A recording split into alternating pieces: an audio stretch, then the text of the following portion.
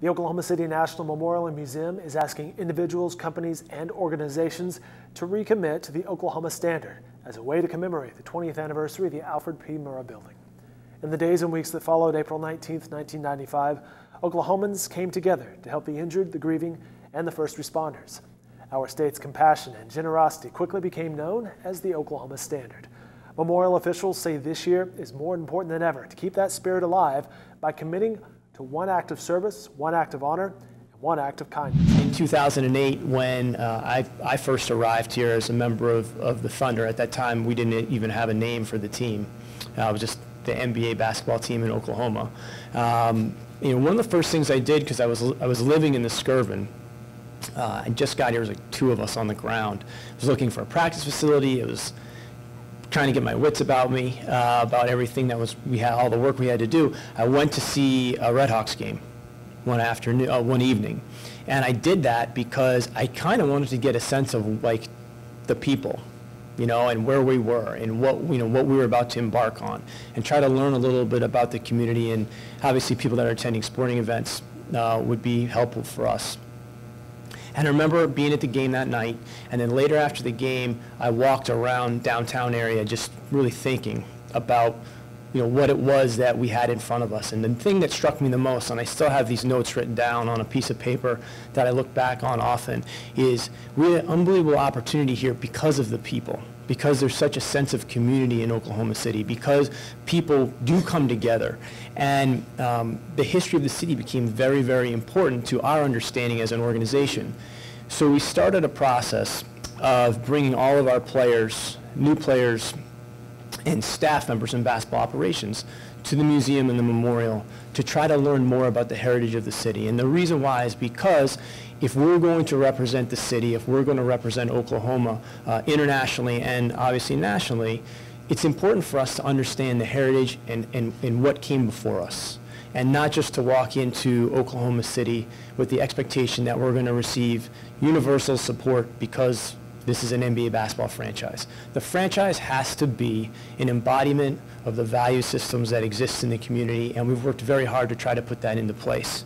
So when we first came into the museum, there was one specific quote that really jumped out at me, and I think if you walk through here, every single time you come through the museum, especially now with the new renovations, you're going to walk away with something new, something different. Something's going to hit you a different way. That's why I recommend to continue to come, not just to honor the circumstances and honor the people and the first responders, but also to continue to learn about yourself. And the quote that stuck with me is from Tom Brokaw, and I'd like to read it to you.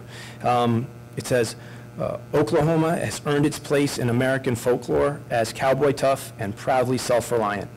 Oklahomans may feel more vulnerable now and a little disoriented by what's happened to them, but in their response to this madness, they have elevated us all with their essential sense of goodness, community, and compassion. So to me, there's no definition for the Oklahoma Standard. It's just something that, for someone that grew up on the Northeast, I recognized quickly as I lived here, it was different here. There were things happening in the community and the people here that were so authentic, so genuine, and were so selfless. And although there's no definition, and it's more of like an act, and you know it when you see it, I do think that the Brokaw quote is personally as close as you can come to that in terms of putting it into words. The reason why this particular movement and the campaign itself we feel is so important is for these reasons.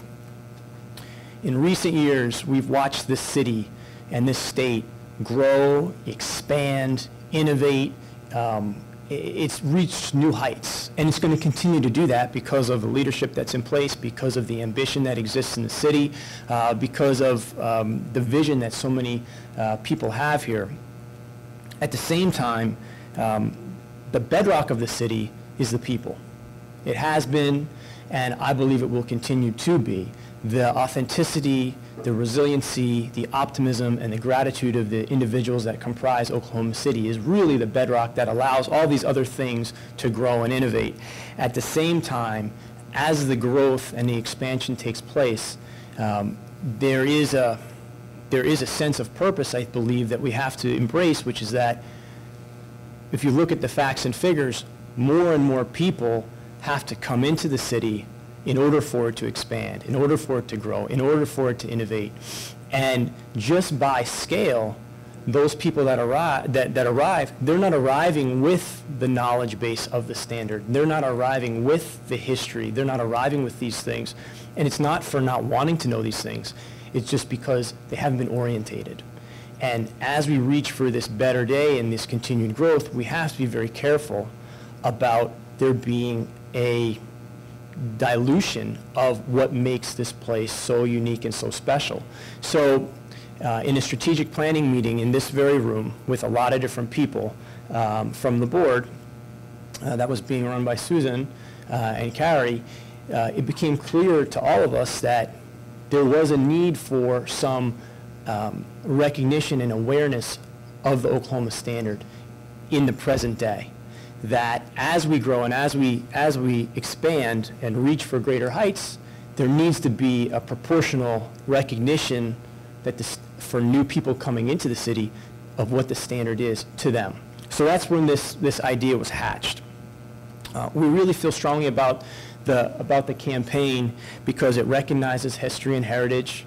It honors the 20th anniversary, and it also sets a course for the future through these orientation programs that we're asking everybody in the business sector to implement, because that's one way to ensure that as you recruit new people and new people arrive in your organization that haven't been here and lived at this time and place or haven't been born and raised in Oklahoma or Oklahoma City, they're learning about the standard and coming into contact with it in real time, so that each person that grows and the population grows professionally, we're also making sure that we're educating them and raising the awareness. Now again, this isn't something that is fading. It's not something that doesn't exist or we're trying to capture.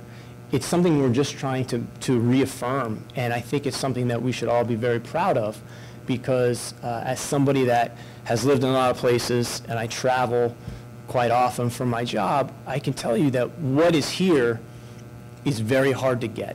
It's very hard to get. And the things that we're reaching to attain, we can get those growth, we can get that expansion. But once this starts to fade, you will not be able to retain it. So therefore it needs to be preserved, and we need to take the opportunity to start preserving it now by raising awareness of it and again trying to institute some plans going forward.